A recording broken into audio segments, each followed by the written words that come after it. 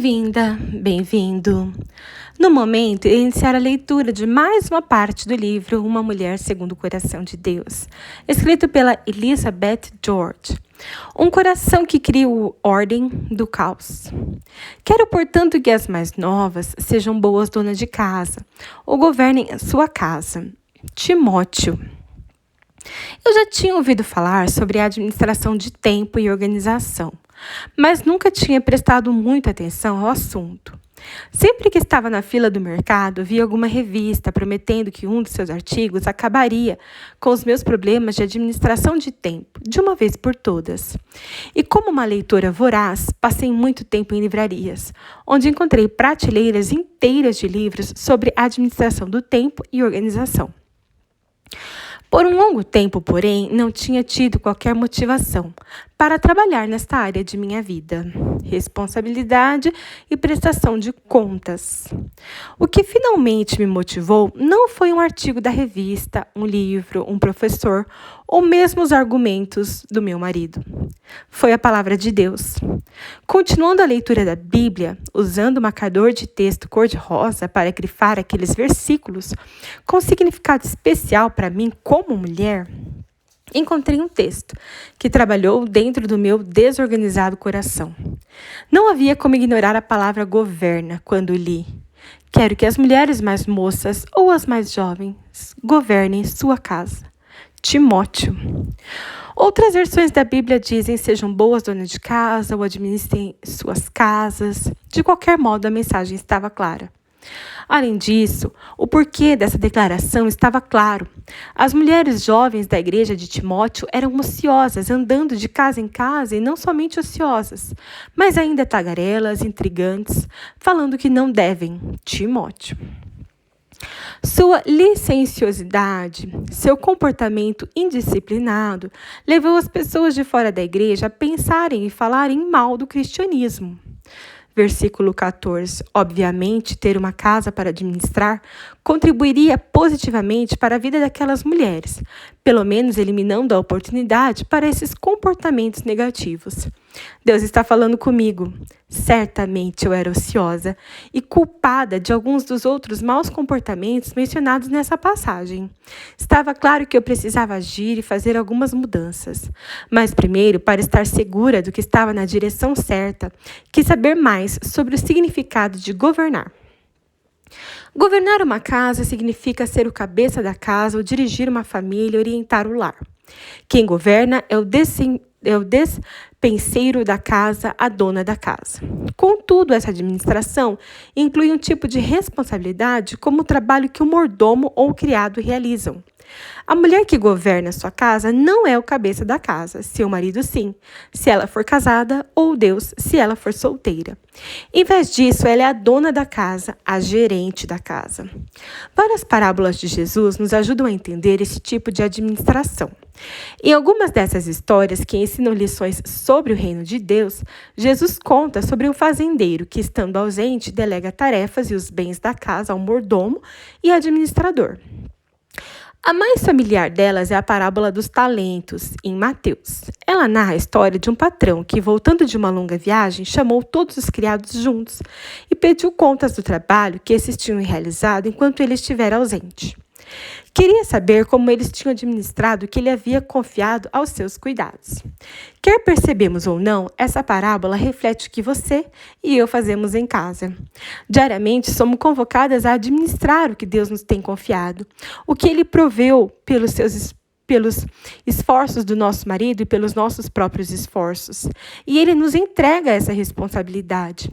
Que bênção quando servimos bem nesse aspecto e que bênção somos para a nossa família quando administramos a casa adequadamente. Com propriedade, Martinho Lutero escreveu: a maior bênção é ter uma esposa a quem você pode confiar seus negócios. Isso é o que significa governar a casa. Sim, mas como? Como uma mulher que quer o que Deus deseja, uma mulher que deseja a ordem em lugar do caos, uma mulher segundo o coração de Deus administra a sua casa? Deixe-me narrar a maneira como comecei a governar a nossa casa. Entenda que a administração do lar é o melhor de Deus para nós. Deus não está pedindo às mulheres para gostarem de ser governantas da casa, embora isso venha com o tempo, conforme colhemos as incontáveis bênçãos que resultam da melhor administração do lar. E Deus não está nos pedindo para termos vontade de cuidar da nossa casa. Ele está simplesmente nos convocando a fazer isso. A administração da casa é plano dele, é caminho dele e é a boa, a agradável e perfeita vontade. Romanos. É o seu ótimo para nós. Lembra-se da meta que me ajuda a tomar decisões? Bom, melhor e ótimo, nunca descanse. Até que o seu bom seja melhor e o seu melhor seja ótimo. Escolher governar nossa casa é escolher o ótimo de Deus para nós. Decida levar a sério a administração do lar. Por quê? Porque Deus utiliza a administração do lar como um treinamento para a nossa atuação de utilidade na igreja. A maneira como mantemos nossa boa relação pessoal com Deus, a maneira devota com que amamos o nosso marido e filhos e quão efetivamente administramos a casa indicam quão bem administraríamos o ministério. É verdade que o que somos em casa é o que realmente somos. Por exemplo, se eu faço um trabalho medíocre em casa, farei um trabalho medíocre na igreja. Se eu economizo esforços em casa, farei o mesmo no ministério. Se eu administro levianamente a minha casa, exercerei levianamente a administração na igreja. Tais hábitos pobres tornam-se um estilo de vida. Mas o oposto também é verdade. Se eu for organizada em casa, certamente serei organizada nos meus ministérios na igreja. Se eu for uma boa administradora de responsabilidades do lar, provavelmente serei uma boa administradora de responsabilidades do ministério fora de casa.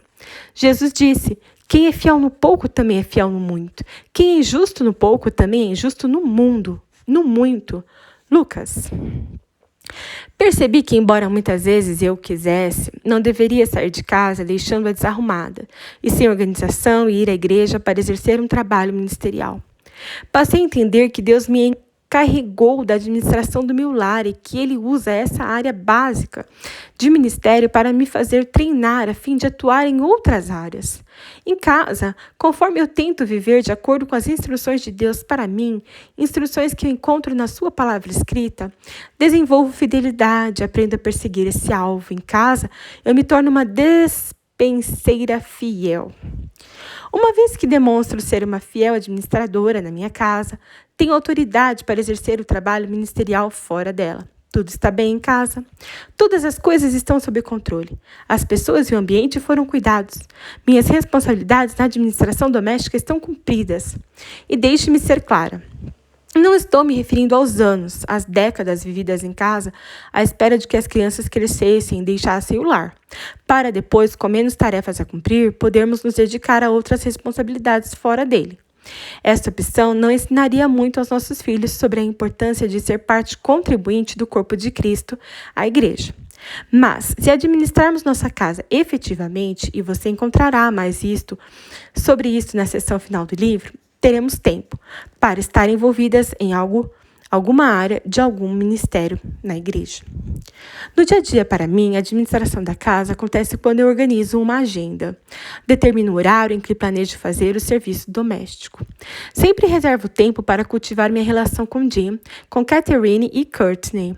Embora não possa estar envolvida em todos os ministérios em que eu gostaria de atuar, sempre estou realizando alguma coisa na igreja. A ordem emerge do caos quando programamos o que é importante. Viva como se tivesse de prestar contas das condições de seu lar e do seu uso de tempo, porque realmente um dia você vai ter que prestar contas.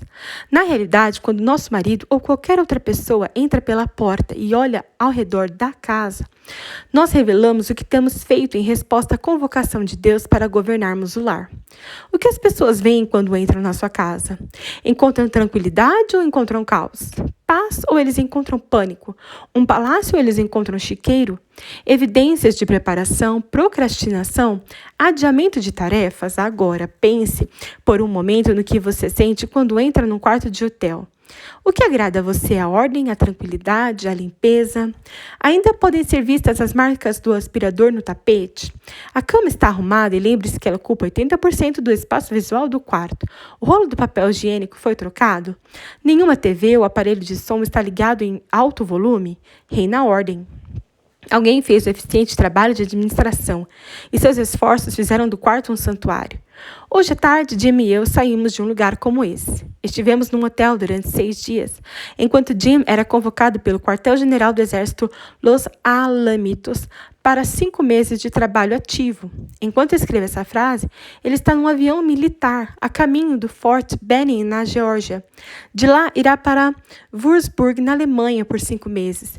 Jim exerce o ministério, porém, desde o tempo da faculdade, ele tem sido oficial de farmácia na reserva do Exército norte-americano. Em mais de 30 anos, esta é a primeira vez que ele é convocado para a ativa. De qualquer maneira, Los Alamitos também fica muito longe de casa para Jim ficar vindo e indo durante os 6 dias. Daí, temos nos hospedado naquele hotel. E todo o tempo em que estivemos ali, eu tive aquela sensação de ordem, apesar de ser aquele um momento de grande caos para a nossa família. Quando saímos hoje, o recepcionista do hotel me deu um cartão para preencher, classificando as instalações e o serviço que tivemos recebido durante a nossa estada. Foi um prazer dar a pontuação máxima em todos os itens. Tínhamos sido muito bem tratados. O pessoal do hotel satisfez nossas necessidades, cuidando do quarto, da comida e até me dando 30% de desconto nas refeições. Preenchendo aquele cartão de avaliação, quis saber como Deus e a minha família avaliariam o meu serviço, minha comida e a minha administração.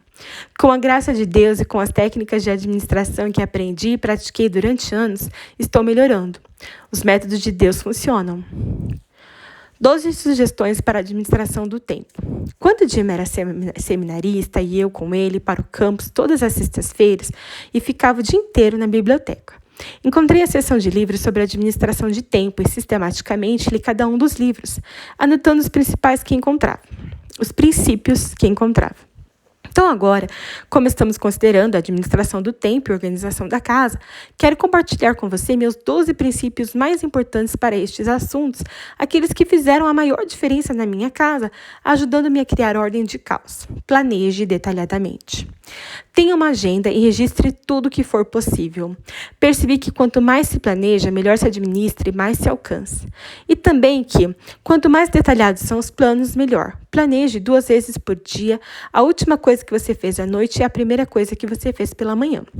Lide com o hoje. Tudo o que Deus pede de você e de mim é que lidemos com o dia de hoje, só o de hoje. O próprio Jesus disse: não vos inquieteis com o dia de amanhã, pois o amanhã trará os seus cuidados. Basta ao dia o seu próprio mal. Mateus. Deus também diz: este é o dia que o Senhor fez. Regozijemo-nos e alegremo-nos nele. Salmos. Santo Agostinho parafraseou o Salmo 90. Considere cada dia como se fosse o último. Cada dia é importante em si mesmo. O que você é hoje é aquilo em que você está se tornando. Você é hoje aquilo em que você tem se tornado. Cada dia é uma pequena vida. A nossa vida toda nada mais é do que uma repetição de dias. Valorize cada minuto. Saiba quanto tempo leva para realizar cada tarefa na sua casa. Você está diante de uma tarefa de 2 ou 20 minutos. Então decida se a realização da tarefa é o melhor uso de tempo. E quanto vale um minuto? É de muito, de pouco ou de nenhum valor? Depende de como você usa. Mantenha-se em atividade. Lembre-se do princípio do movimento. Um corpo em repouso, um corpo humano ou outro qualquer corpo, tende a permanecer em repouso, e um corpo em movimento tende a permanecer em movimento. Tire vantagem dessa lei da física. Diga a si mesma: só mais uma coisa, só mais 5 minutos. Movimente-se. Você poderá cumprir uma a uma as tarefas da sua lista de coisas a fazer. Desenvolva uma rotina. Ou, como diz um especialista no assunto, experimente o planejamento horizontal. Tentar fazer a mesma coisa no mesmo horário todos os dias conserva e gera energia. Conserva energia consumindo menos indecisão. Você executa as tarefas domésticas automaticamente, gera energia pelo hábito, como o hábito de fazer ligações telefônicas, planejar as refeições, ler o jornal, assistir a uma aula ou ir numa reunião em um horário definido. Tente colocar o maior número de tarefas possível na rotina. Faça exercício e dieta.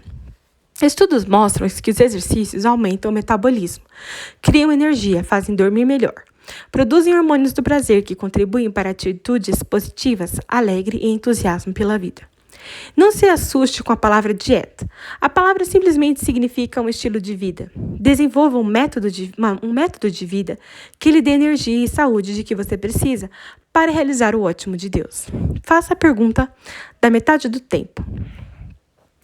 Se minha vida dependesse de eu fazer essa tarefa na metade do tempo, que atalhos eu usaria? Então use-os. Use um cronograma para todas as coisas. Qualquer que seja a tarefa, use um cronômetro ao executá-la. Neste exato momento, eu estou sendo impulsionada pelo tic-tac de um cronômetro. Fixar o cronômetro para apenas 5 minutos pode fazê-la começar. Fixar o cronômetro para terminar em 5 minutos pode mantê-la seguindo adiante. Também, você pode ajustar o cronômetro. Tente vencer o tempo. Afinal, como diz a lei de Parkinson, o trabalho se expande para encher o tempo, permitindo a sua conclusão. O cronômetro ajuda a gastar menos tempo e é extremamente motivador ouvir o seu tic-tac pela vida fora. Execute primeiro a pior tarefa. Qual é a pior tarefa na sua lista de coisas a fazer? Faça primeiro essa tarefa. E você eliminará aquela nuvem negra que permanecia o dia todo em cima de você. Use o cronômetro para ajudá-la a começar. E uma vez que aquela tarefa pior foi cumprida, sua atitude melhorará muito e você terá mais energia para as tarefas que sobraram. Leia sobre a administração do tempo diariamente. Apenas 5 minutos por dia ajudarão a motivá-la. Se você não tiver um livro sobre administração de tempo, comece relendo esses 12 princípios todos os dias. Diga não. Faça seu horário, deixe que ele seja o plano A. Então siga seu plano dizendo não a você mesma e aos outros. Mude para o plano B só se Deus estiver orientando-a para fazer a mudança. Comece na noite anterior. Veja o que você pode fazer na noite anterior. Planeje o dia seguinte. Planeje a comida do dia seguinte. Escolha, disponha e prepare as roupas. Limpa a cozinha. Ligue a lava-louça. Põe a mesa para a próxima refeição. Arruma a casa. Prepara almoços e refeições. Descongela a carne que vai ser usada. Ordene o que precisa ser lavado. Ponha perto da porta de saída as coisas que você precisará levar com você. Pequenos passos, como estes, também trazem grandes resultados quando eles são dados para administrar o tempo e organizar a casa. Notei também que esses pequenos passos são como uma bola de neve. Uma vez que você começa, encontra energia e entusiasmo para se manter em atividade. Resposta do coração. Antes de deixarmos o assunto sobre organização de lar, vamos dar uma olhada no coração da casa, que é o seu coração. Qual é a sua atitude para a sua casa, seu serviço doméstico? Seu coração está em sintonia com o de Deus? Você está desejando o que Ele deseja para a administração e orientação da sua casa? Você deseja ser a gerente da casa que Ele quer que você seja? Você reconhece que as responsabilidades da casa cultivam um caráter melhor, que governar a sua casa melhora a vida das pessoas que moram nela e que uma casa bem organizada serve muito melhor a Deus e às pessoas?